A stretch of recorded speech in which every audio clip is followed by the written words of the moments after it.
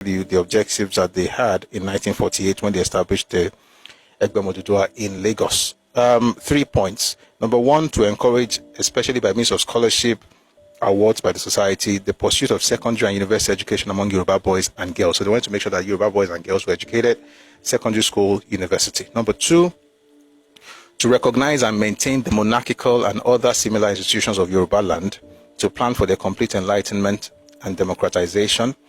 And three, to strive earnestly to cooperate with other ethnical associations in matters of common interest to all Nigerians, so as thereby to attain unity in federation. So when you look at those 3 points, any sane person will celebrate them. Number one, you want your children to succeed. You want them to go to uni. You want them to get educated. Number two, you want to protect the monarchy and also democratize it based on, times were changing, so they wanted them to change with the times. And then number three, they were going to work with other ethnical associations, right? The Ibo Federal Union, the Ibo Union, the Urobo, Otwedo, any group where they get any organization like that, more work with them. Those were their plans. I thought they were good, right? Everybody thought they were good except certain people. The reaction of Dr. Azikiwe and all his supporters to the newly formed Egbe was violent beyond compare. All the leaders of the Egbe were vilified in Dr. Azikiwe's newspapers. The high water mark of the campaign was reached in the following extract from an editorial article in the Pilot of September 8, 1948. And this is what Azikiwe penned down. But now that the Egbe has made it clear that its battle is not really against Dr. Azikiwe personally, and even against Igbos as a group, but against the aspirations of the 27 million Nigerians backing up the NCNC, the time has come for real action. Henceforth, the cry must be one of battle against the Egbe Ọmọ Odùduwà, its leaders at home and abroad, uphill and down dale, in the streets of Nigeria and in the residence of its advocates. The Egbe Ọmọ Odùduwà is the enemy of Nigeria. It must be crushed to the earth. There is no going back until the fascist organization of Sir Ade Alakija has been dismembered.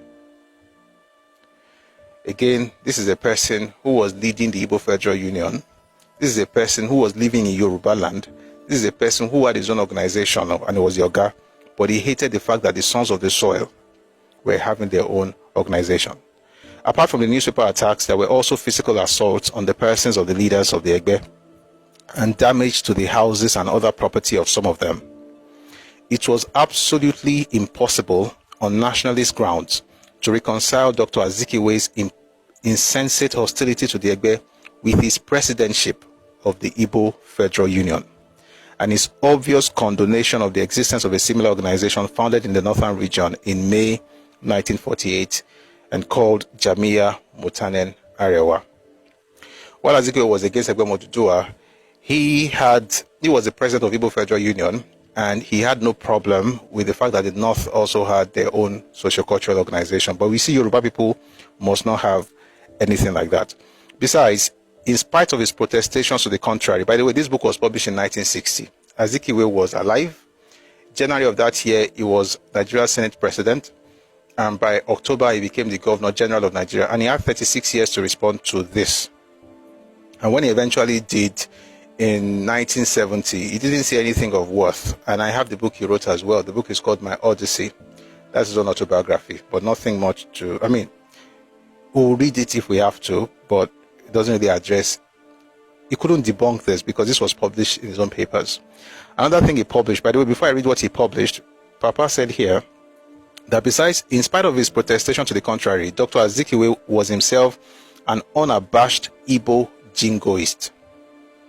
And he gave the game completely away when he said inter alia in his presidential address to the Ibo Federal Union in 1949 as follows. Again, what I'm about to read right now, if you look for it online, I can assure you, you will not find it. And the reason is because certain blogs and websites have decided to doctor the speech that Azikiwe gave in 1949. But what they didn't do was take away West African Pilot or take away every other thing that people have written about that particular event. Not only did Azikiwe say it in Aba in 1949, he was bold enough to publish it in his own newspaper. And the extract is what I'm about to read in your hearing. This is what he said. It would appear that the God of Africa has specially created the Igbo nation to lead the children of Africa from the bondage of the ages. The martial prowess of the Igbo nation at all stages of human history has enabled them not only to conquer others, but also to adapt themselves to the role of preserver. Let me quickly say something here. What you just said right now, propaganda. Number one, you claim to be a nationalist, you also claim to be a Pan-African, but God has specially created your own ethnicity to lead the rest of us. That's why when they tell you forget who you are, let's be one together, they're not asking you to be one, they're asking you to forget who you are so that they can give you what they have.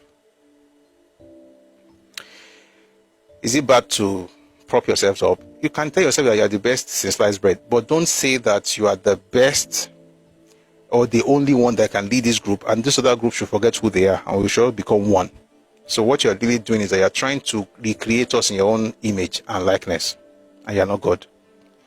Anyway, he's talking about martial prowess of the Igbo nation conquering others. One of the arguments they have today is that they've never conquered others. Well, Azikiwe said they conquered others. We don't have so many reports of them doing any of those things, but again, it's Zik. By the way, Papa said by 1940, one of the things that you could notice in Zik was that he was a consummate propagandist, and the very first one Nigeria produced.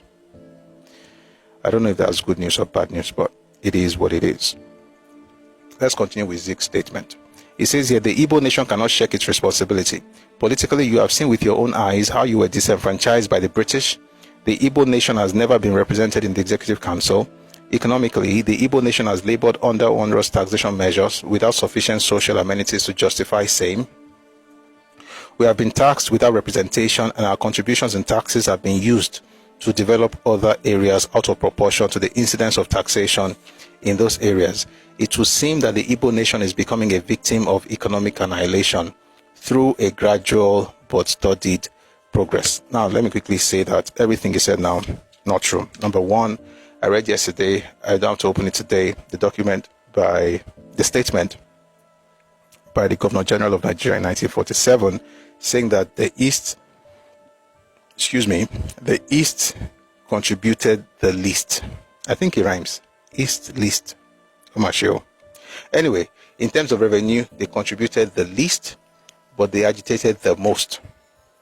They clamored for everything. And according to the Governor General in 1947, it was that region that the government was spending more on. Which is why I tell people that victimhood is a tool. Victimhood is a tool. Someone's asking a question, so let me just read it out to you so it doesn't look like I'm making anything up. Give me a second, I'll quickly find that page. Okay, I found it. Sir Arthur Richards was the Governor and Commander-in-Chief of Nigeria, and he made this statement at a meeting of the Colonial Affairs Study Group of the Empire Parliamentary Association, 28th January 1947. The Eastern Provinces, the part of Nigeria which is most vocal and which clamors and calls for more education and for more of everything, is the part which contributes less than the other two regions to the general revenue, and it is also the part upon which the government has been spending most. When was this? 1947. When you hear these days, we don't have federal presence, it's not because there's no federal presence, it's because victimhood is a tool that has worked. It's been proven to work.